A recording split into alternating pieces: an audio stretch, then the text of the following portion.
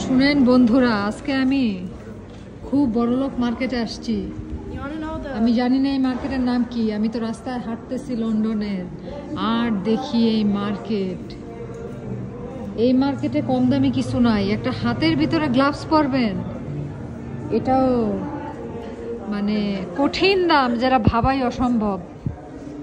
শুনেন, বাংলাদেশে 200 টাকা দিয়ে একটা মাফলার কিনে ফেলবেন, খুব ভালো।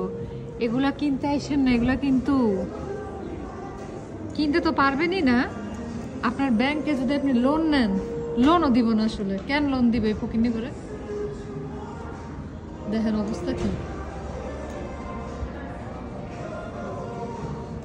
ভিতরে ঢুকে যে দাম দেখবো, ওটা তো আমার ভয় লাগতেছে।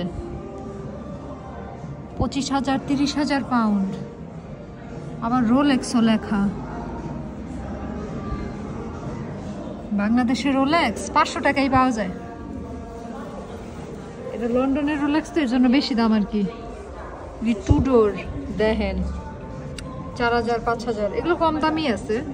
3-4,000 টাকা, 10,000 টাকা পর্যন্ত আমার কাছে খুব একটা দাম মনে হয় না, কিন্তু 10,000-এর বেশি গেলে ওগুলো আমার জন্য খুব দামি।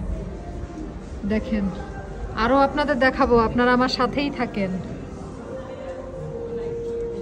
ঘড়িগুলো কিন্তু সেই